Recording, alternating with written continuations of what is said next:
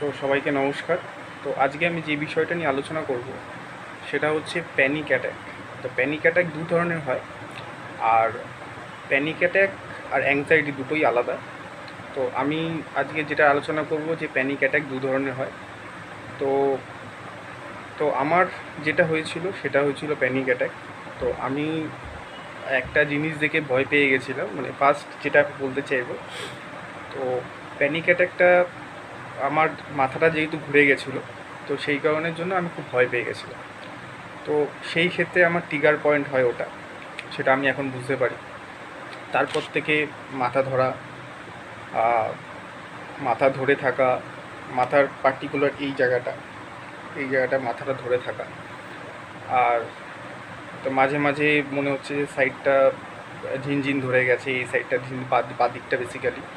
কেন আমি সেই টাইমে বুঝতে পারছিলাম না যে কী করবো, হাজার একটা ডাক্তার দেখিয়ে নিয়েছি, কী করবো বুঝতে পারছিলাম না। তো তো যখন গুগল করলাম তখন বুঝতে পারলাম যে এটা প্যানিক অ্যাটাক। তো সেটা হচ্ছে এটা ফার্স্ট গেল, মানে আমি কিছু এটা দেখেও হয়, কিছু ফিল করেও হয়। তো আমি ফিল করেছিলাম যে আমার মাথাটা ঘুরে যেহেতু গেছিলো, কেন আমার কোনো এরকম কোনো দিন হয়নি যে আমার মাথা ঘোরা বা কিছু। তো হঠাৎ করে যখন হয় তখন আমি খুব ভয় পেয়ে গেছিলাম। তো এটা আমার ট্রিগার পয়েন্ট ছিল, ঠিক আছে। তো এটা হচ্ছে first type of panic attack. তো আমি সেকেন্ডটাতে আসবো, এটা আগে বলে নিই। তো তো এটাকে ঠিক করব কীভাবে? তো যেগুলো আমি করেছিলাম নিজের লাইফে, তো প্রথম দিকে তো আমি বুঝতেই পারছিলাম না যে কী হবে, কী করব। আমার তো মাথা কাজ করছে না, এত ডাক্তার দেখিয়ে নিয়েছি। ফ্যামিলি মেম্বার বলছে যে তুই পাগল হয়ে গেছিস, তুই তুই ভালো দেখে তুই যে কোনো একটা ডাক্তারের কাছে যা। তো তো সেই টাইমে স্বাভাবিক ব্যাপার, কারোর মানুষেরই মাথা ঠিক থাকে না, যারা ফিল করতে পারে। ইভেন তুমি বাড়ির লোককেও বলে বোঝাতে পারবে না যে তোমার কী হয়েছে বা কিছু। কেন ডাক্তার যেখানে বলছে যে তুমি ঠিক আছো, তো সেই ক্ষেত্রে মানে ফ্যামিলি মেম্বারকে বোঝানোটা খুবই ডিফিকাল্ট হয়ে যায়। তো মাঝে মাঝেই সিমটমগুলো হতো। মাঝে মাঝে আমাদের অফিস টাইমে গেছিলাম, অফিস টাইমে এরকম বড় একটা হিউজ প্যানিক অ্যাটাক হয়েছে। তো আমি নিজে বললাম যে মানে আলটিমেট কী হচ্ছে। তো যখন আমি এই ব্যাপারটা জানলাম যে প্যানিক অ্যাটাক অরিজিনালি কী বা কী থেকে হয়, তো আমি কাউন্সিলিংও করে নিয়েছিলাম।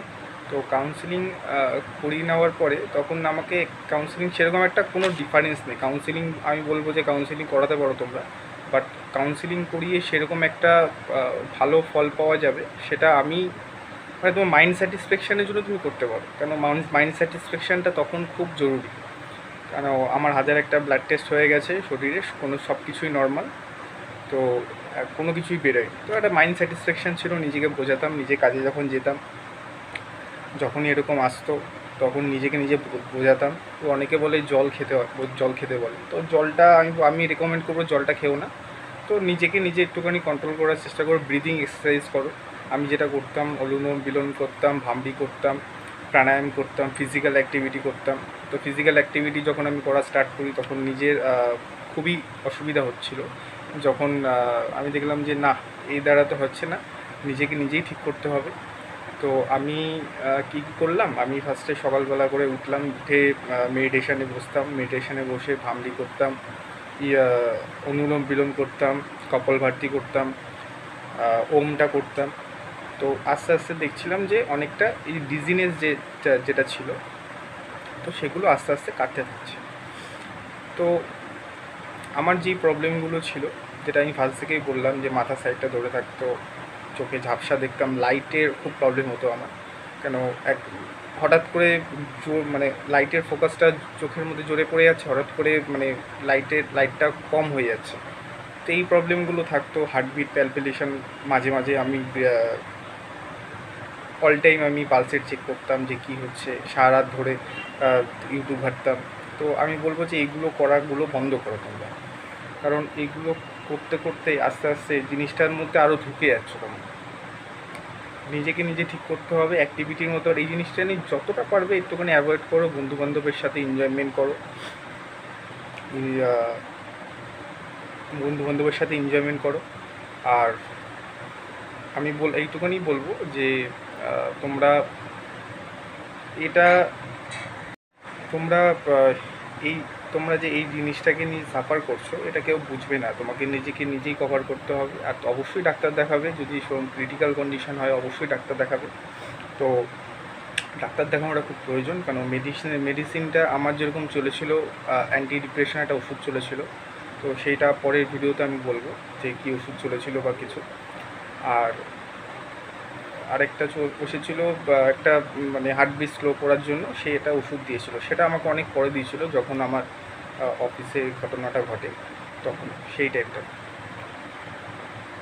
তো এই একটা গেল। আর ডায়েট প্ল্যানটা খুবই জরুরি। খাওয়া দাওয়া বলতে আমার মানে যাই খেতাম তাই গ্যাস হয়ে যেত। মানে জলও খাচ্ছি, জল খেলেও মনে হচ্ছে যে কিছু না কিছু একটা শরীরের মধ্যে অস্বস্তি হচ্ছে, কিছু একটা হয়ে যাবে। খাওয়া দাওয়ার প্রতি খুব অ্যালার্জি হয়ে গেছিলো। মানে আমার প্রায় 15 দিনে আমার 66 কেজি ওয়েট ছিল, আমার 15 দিনের মধ্যে প্রায় 5 কেজি ওয়েট কমে গেছিলো। 15 দিনে 5 কেজি ওয়েট কমা, ডাক্তাররা বলছে যে কি হয়েছে, তো 5 কেজি ওয়েট কমে গেছে, তুমি তো আস্তে আস্তে আন্ডার ওয়েটে চলে আসবে, খাওয়া দাওয়া ঠিক করো।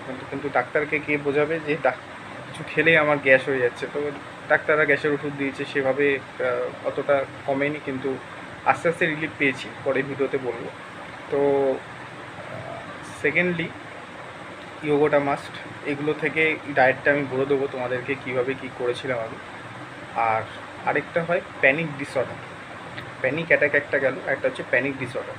তো প্যানিক ডিসঅর্ডারে একটুখানি টাইম লাগে, আর প্যানিক অ্যাটাক যেটা আমার হয়েছিল, তো সেটাতে একটুখানি কভার হতে একটুখানি মানে কম সময় লাগে। আর প্যানিক ডিসঅর্ডার যেটা আছে এটা টাইম লাগে, যেতে টাইম লাগে, মানে এই সিমটমগুলো যেতে টাইম লাগে।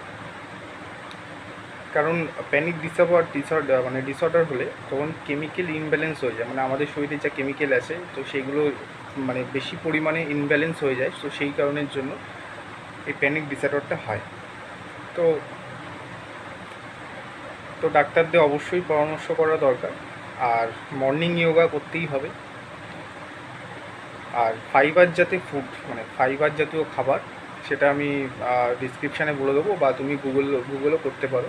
ফাইবার জাতীয় ফুড খেতে হবে সকালবেলা। ধরো যোগা করে ফাইবার ফুড, যেটা তারপর ধরো মূলো হয়ে গেল, তারপর গাজর হয়ে গেল, এই সমস্ত ফুডগুলো যেগুলো আছে আমি সব বলে দেবো। তো সেগুলো খেতে পারো। খেয়ে দে, ও তারপরে কিছু খাবে না 2-3 ঘন্টা। সকালবেলা ধরো 11টা 11:30টার দিকে আবার তুমি ব্রেকফাস্টটা করে নিলে। ব্রেকফাস্টও সকালে একবার হয়ে গেল, তো তারপর একবার করে নিলে। তারপরে রাত্রিবেলা আস্তে আস্তে খাওয়াটা আস্তে আস্তে কমিয়ে দিতে হবে, কেন জিনিসটাকে আস্তে আস্তে বের করতে হবে নিজের মধ্যে থেকে, কারণ এটা পারমানেন্ট সলিউশন না। তো জিনিসটাকে যতটা তুমি মাইন্ড থেকে নিজেকে বের করবে, যেটা আমার পার্সোনাল এক্সপিরিয়েন্স। তো মানে আমার মনে হয় যে এই জিনিসটা তুমি ডাক্তারের ওষুধ খেতে পারো, সেটা হচ্ছে লং টাইমের জন্য কোনোদিনও ভাববে না যে লং টাইমের জন্য তো ওষুধগুলো খেতেই হবে, বা মানে কন্টিনিউ করেই যাব। তো সেগুলো একদমই না, মানে ওষুধগুলো কন্টিনিউ করা যাবে না। ওষুধগুলো করলে অনেক সাইড এফেক্ট দেখা যায়, তো সাইড এফেক্ট নিয়ে আমি বলবো পরে। তো ওষুধগুলো একদমই কন্টিনিউ করবে না, যতটা পারবে নিজেকে নিজে ঠিক করার চেষ্টা করো।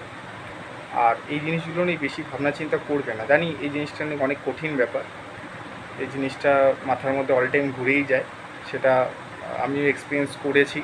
ইভেন আমি যে পুরোপুরিভাবে সুস্থ হয়ে উঠেছি আমি বলবো না যে একদমই নয়, পুরোপুরিভাবে সুস্থ হয়ে উঠিনি। আমারও রিকভারি হতে এখনও হয়তো 10% মতো বাকি আছে। মাঝে মাঝে ডিস্টারবেন্স হয়, বাট নিজেকে কন্ট্রোল করে শিখে নিয়েছি যে ওখান থেকে নিজেকে আমাকে বসে থাকতে হবে, বা কীভাবে কী করলে সম্ভব সেগুলো আমি শিখে নিয়েছি। তো সেই ক্ষেত্রে আমার এখন প্রবলেমগুলো হয় না। তো নিজেকে নিজে বেরোতে হবে, মাইন্ড স্ট্রং করো। আর আমি তো আজকের মতো এখানেই ভিডিও এন্ড করলাম। তো পরের ভিডিওতে আমি ডায়েট চার্টটা অবশ্যই বলে দেবো। আর এই জিনিসটা নিয়ে ভয় পাওয়ার কিছু নেই, তোমাদের কিছু হবে না, এটা 200% গ্যারেন্টি। এটা একটা যা আবার হয়ে গেছে, এটা আমি পরে বলে দেবো যে কীভাবে কী সম্ভব। তো এই জিনিসটা নিয়ে ভয় পাওয়ার কোনো ব্যাপার নেই। তো আমার সাথে যদি কন্ট্যাক্ট করতে চাও তো সেক্ষেত্রে অবশ্যই করতে পারো, কারণ একটা মেন্টালি সাপোর্ট খুবই প্রয়োজন, কারণ সবাই তো এই জিনিসটা বোঝে না। তো জিনিসটা কীভাবে কী করলে বেটার হয় সেটা আমি তোমাদের হেল্প করে দিতে পারি।